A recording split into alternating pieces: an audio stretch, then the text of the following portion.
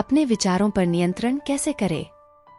भगवान श्री कृष्ण ने बहुत गहन सोच विचार कर ही कहा है कि आपका सबसे बड़ा शत्रु कौन है? आपका मन और उसमें उत्पन्न होने वाले विचार। आपका सबसे बड़ा मित्र या हितैषी कौन है? आपका मन और उसके विचार। आप अपने मन और विचारों को अवश्य काबू में रखें।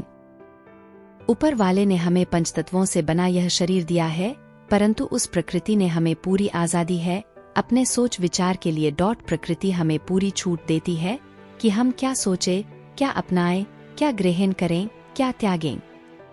हमारा व्यक्तित्व हमारे विचारों से ही बनता है। अपने विचारों पर काबू करना कठिन जरूर है, पर असंभव नहीं।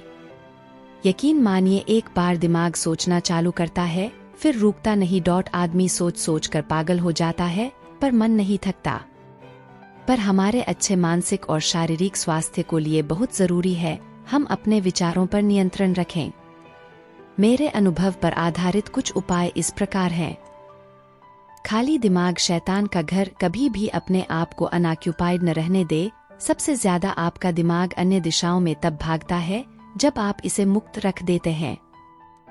आपका दिमाग एक वाटिका की तरह है, पर यह आप पर निर्भर है कि आप इसमें स्वस्थ विचार रूपी पुष्प लगाना चाहते हैं या कुविचारों की खरपतवार। खान पान।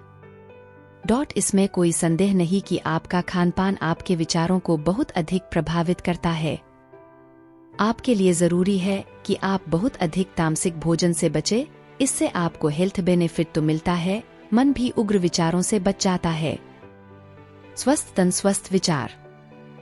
रोज हल्का व्यायाम करें, योग करें, ध्यान योग करें, प्रातः काल घूमने जाएं। इससे बहुत मदद मिलती है अवांछित विचारों से बचने और अनावश्यक सोचने से। कोशिश करके देखिए, आपको परिवर्तन महसूस होगा। सत्संगति। जैसी आपकी संगति होगी वैसे आपके विचार होंगे। आप बहुत सोच समझकर अपने आसपास का वातावरण चुनें। ईश्वर का परम सत्ता पर आस्था और विश्वास। आपको ये मानना चाहिए कि आप उस परमात्मा के बनाए हुए हैं जिसने ये प्रकृति बनाई है। उसमें आस्था रखकर आप अहंकार और हिंसात्मक विचारों से अपने आप को सुरक्षित रख पाएंगे।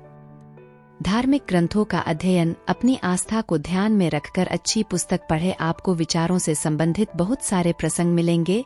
छोटी छोटी नैतिक कहानियां होगी जो आपको आनंद प्रदान करेंगी और आपको आत्मबल मिलेगा जिसकी अनुभूति बहुत सुखद होगी। स्वार्थी विचारों से बचे। देखिए, हम सभी अपना जीवन बस अपने स्वार्थ की पूर्ति में लगा देते हैं। मेरे बच्चे, मेरा परिवार, ये मेरा वो मेरा, इसका कोई अंत नहीं। इस मानसिकता के साथ आपके कितना भी धन, वैभव और ऐश्वर्य मिल जाए पर कभी भी आप संतोष नहीं प्राप्त कर पाएंगे। सबसे महत्वपूर्ण है कि आप दूसरों को काम भी आएं। अपनी हैसियत के हिसाब से दूसरों की भी भला करें। जरूरतमंदों की, चाहे वह मानव हो या पशु पक्षी। देखिए, ऊपर वाले ने हमें हवा, मिट्टी, पानी और प्रकृति दी है। क्या हम थोड़ा सा टैक्स नहीं दे सकते हम उसको दूसरों की सहायता करके देखिए, क्या आनंदमय परिवर्तन महसूस करेंगे आप। हमारे विचार हमारी अनावश्यक चिंताओं का कुपरिणाम है। लगातार हम भविष्य की चिंताओं को लेकर दुखी हैं, जिस भविष्य को हमने देखा नहीं। कल क्या होगा, कैसे होगा और न जाने क्या क्या। मन और विचार हमें व्यर्थ की चिंताओं में जला रहे हैं और हम जल रहे हैं। डिलीट कर दीजिए दिमाग की इन चिंताओं को जो आपको हर पल बीमार कर रही हैं और शैतान बना रही हैं। त्याग दीजिए स्वार्थ को, आप मुक्त हो जाएंगे इन विचारों से। आजकल हम सभी इस समस्या से जूझ रहे हैं। किसी का स्वास्थ्य ठीक नहीं, किसी को नींद नहीं आती, कोई डिप्रेशन का शिकार है। राजकुमार जी, यह कुछ नहीं बस हमारे विचारों का विकार है। आप यह सोच के देखें कि आप सिर्फ एक पिता ही नहीं हो, आप किसी के मामा हो, काका हो, भाई हो, मित्र हो, पुत्र हो, सबके हो। सब आपका स्नेह चाहते हैं। सबसे आखिर तरीका फालतू विचारों से बचने का।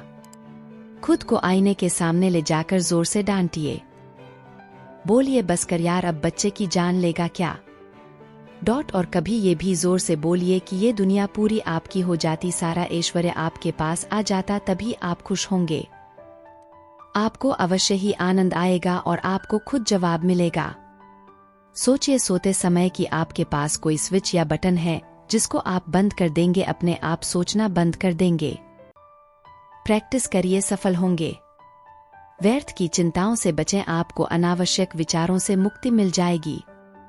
जब भी लगे आप खाली हैं, अच्छे लोगों को पढ़िए, अपने विशाल अनुभव की पाठशाला से यहाँ सदस्यों की मदद करिए, बताइए कि क्या गलत होता है, क्या सही, लोगों को अवश्य ही लाभ होगा।